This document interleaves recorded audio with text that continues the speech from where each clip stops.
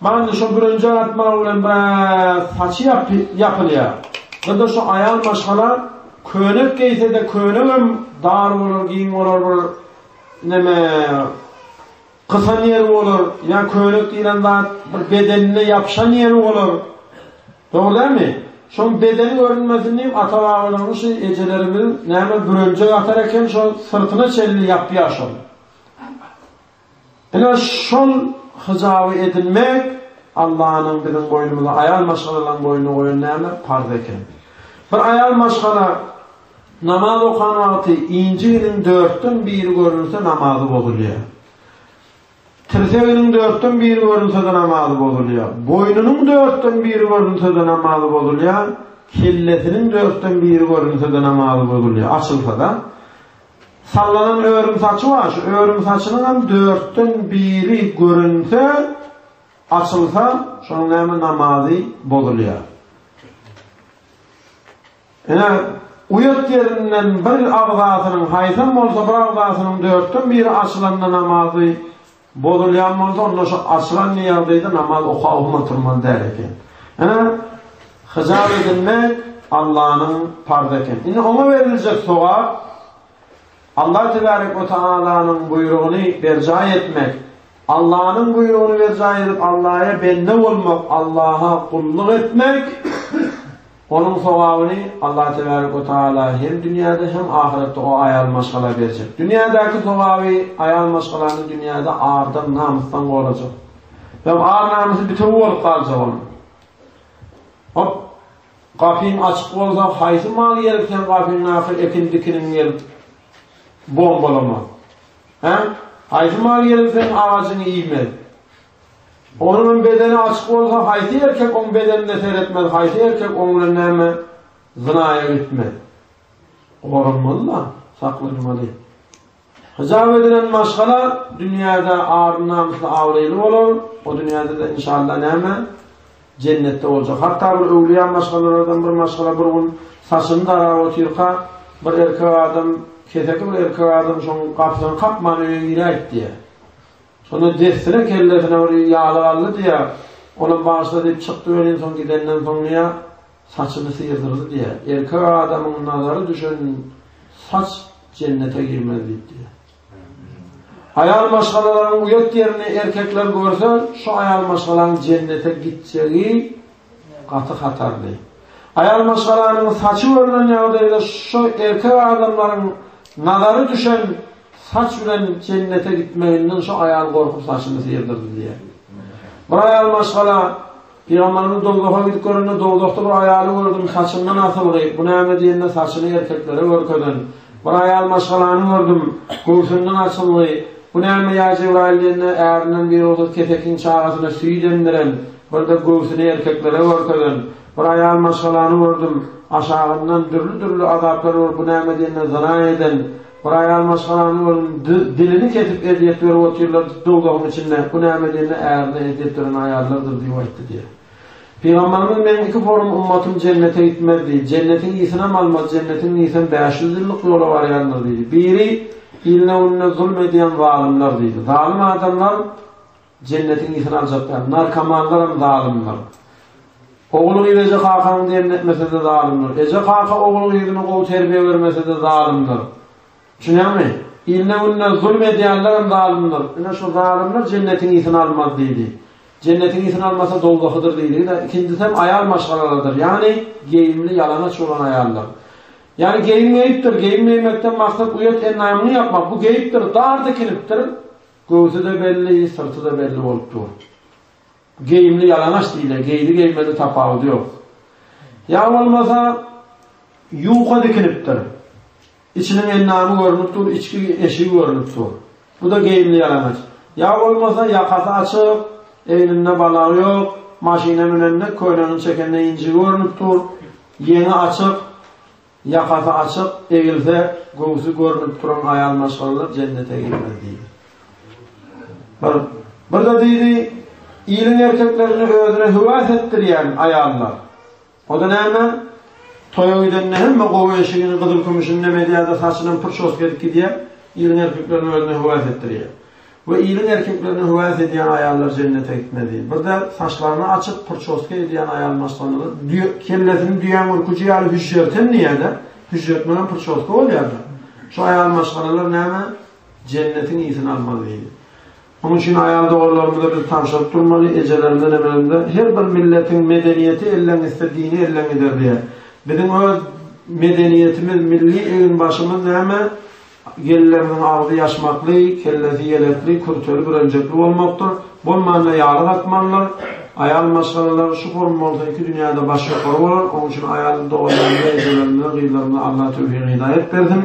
Onları uyut ennamlarını örtüp Allah'a bende, Peygamber'e ummat olmaklı, eğerlerinin ağırlarımızın koğraf saklama Allah onlara netiyor. Ve ahir davanen elhamdülillahi rabbil alemin. Subhan rabbike rabbil izzeti amma yasifun. Selamun aleyhi ve sellem. Elhamdülillahi rabbil alemin. Allahümme rabbena etina. Bırakmedik ya. Allah kabul etsin.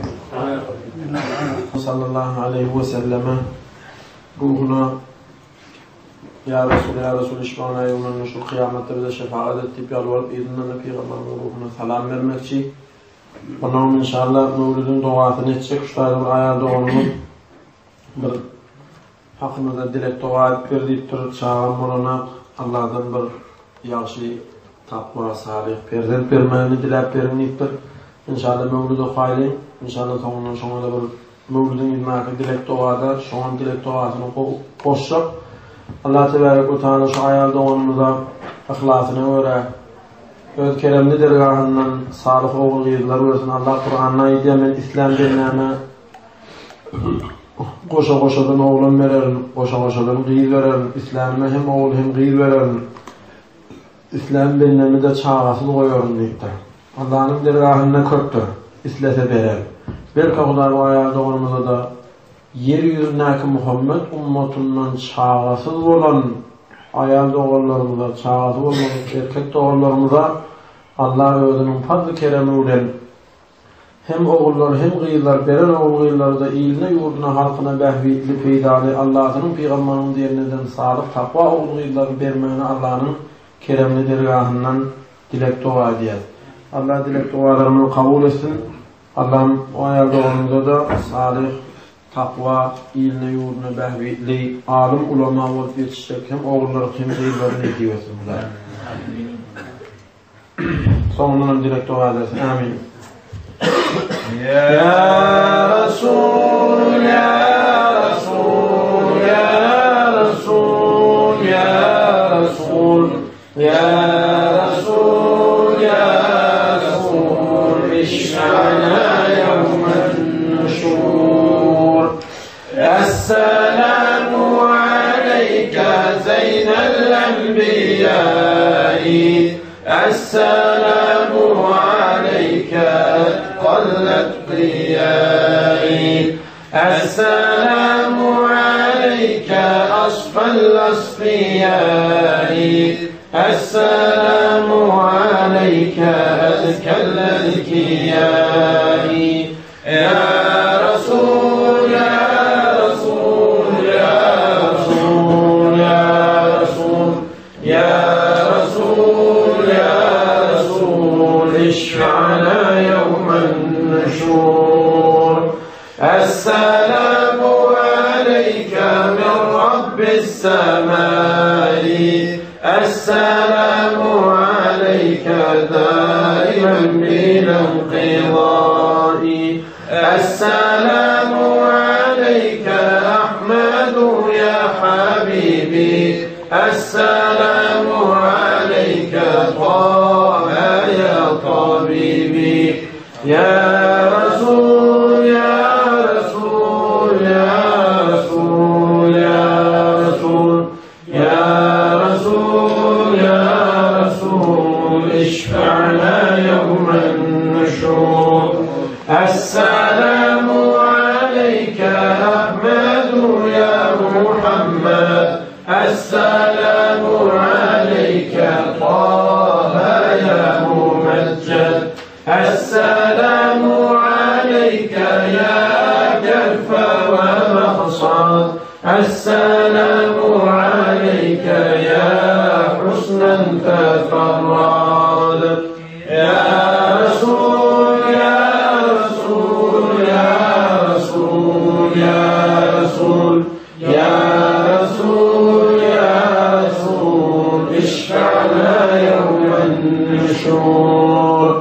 السلام عليك يا محي الذنوب السلام عليك يا علي الكروب السلام عليك يا خير الأنام السلام عليك يا بدر الزمان.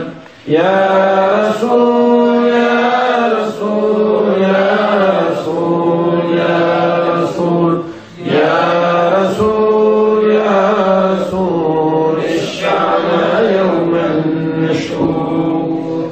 السلام عليك يا نور الظلام السلام عليك يا كل المرام السلام عليك يا ذا المعجزات السلام عليك يا هادي الهدى. يا رسول يا رسول يا رسول يا رسول يا رسول يا رسول اشفعنا يوم النشور. السلام عليك يا ذخر العصاة السلام عليك يا حسن الصفات السلام عليك يا رب السماح السلام عليك يا زين الملاح. يا رسول يا رسول يا رسول يا رسول يا رسول يا رسول اشفعنا يوم النشور. السلام عليك يا داعي الفلاح السلام عليك يا نور الصباح السلام عليك يا حي الفلاح السلام عليك يا ركن الصلاة. يا رسول يا رسول يا رسول يا رسول يا رسول يا رسول اشفعنا يوم النشور. السلام عليك يا علي المفاخر السلام عليك يا بحر الذخائر السلام على المقدم للإمامة السلام على المشفع في القيامة. يا رسول يا رسول يا رسول يا رسول يا رسول يا رسول اشفعنا يوم النشور. السلام على المضلل بالغمامة السلام على المتوج بالكرامة السلام على الخلاصة من كهامة السلام على المبشر بالسلامة. يا رسول يا رسول يا رسول يا رسول يا رسول يا رسول اشفعنا يوم النشور.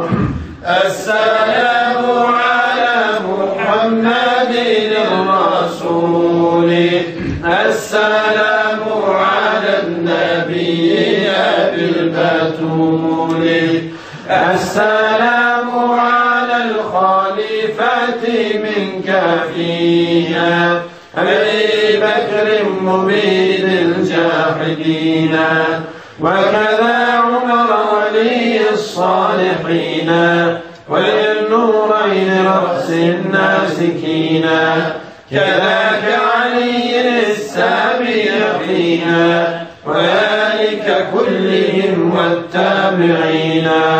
السلام على أصحابك أجمعين وتابعهم وتابع التابعين. يا رسول يا رسول يا رسول يا رسول يا رسول يا رسول اشفعنا يوم النشور. اللهم صل وسلم وبارك عليه. اللهم صل وسلم وبارك عليه. الله الرحمن الرحيم. صدق الله العظيم وبلغ رسول النبي الحبيب الكريم. اللهم اجعل توفيق رفيقنا والصراط المستقيم طريقنا وتب علينا يا مولانا انك انت التواب الرحيم. اللهم اصلح ديننا ودنيانا بحرمة من ارسلته رحمة للعالمين. اللهم اغفر لنا ولوالدينا ولمشايخنا ولاساتذتنا ولمن كان له حق علينا ولمن وصانا بدرع الخير ولجميع المؤمنين والمؤمنات والمسلمين والمسلمات الاحياء منهم والاموات. اللهم ربنا آتنا في الدنيا حسنة وفي الآخرة حسنة وقنا عذاب النار. اللهم اجعلنا وجماعتنا ومات المسلمين من عذاب القبر والقانين المرافق يا مجيب. اللهم ادخلنا الجنة مع المتقين بجاه النبي وعلى المختار وعلى أصحاب الخيار. اللهم كفر عنا الذنوب والأوزار. اللهم كفر عنا الذنوب والأوزار. اللهم كفر عنا الذنوب والأوزار وحرمة من أرسلته ورحمة للعالمين. اللهم اجعل آخر كلامنا كلمة التوحيد لا إله إلا الله محمد رسول الله. إبعاد خداي من بلاد حق حرمتنا بتين بيعين بيعلم حرمتنا القرآن عظيم الشان واسم عظم حرمتنا في رمضان محمد مصطفى صلى الله عليه وسلم حرمتنا ولما يعامل لهم حرمتنا خداي ونير جناك محمد أمتنا هذين سدرسات شعر سبولين دون العيال دون الكريم والكريم درهم من صادق أولي للتقوى وأولي للنهيبة شكرا خداينا وشاهد صالح كذب أولي وحتى يا رب العالمين. اللهم أمة محمدية من أمد الابتواز والهرم بها يا رب العالمين. حق حق ولبنا حق ولبنا حق حق ولب حق يدنا تشمتنا حقنا حق ولبنا حق ولبنا قسمتنا في يا رب العالمين. اللهم ربنا آتنا في الدنيا حسنة وفي الآخرة حسنة وقنا عذاب النار. بلاد الشفاء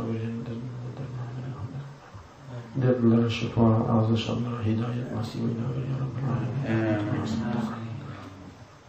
أمة محمد يا سنة تركمان حسنة فيه هداية القرآن الكريم نور النور في غمنا صلى الله عليه وسلم حديث لنا عمل إله دوري ولنا المكرنا في كل ذي إله يا رب العالمين. محمد بن رسالة رحمة العالمين. وآخر دعوانا الحمد لله رب العالمين. سبحان ربك رب العزة عما يصفون وسلام على المرسلين والحمد لله رب العالمين. الله قولك.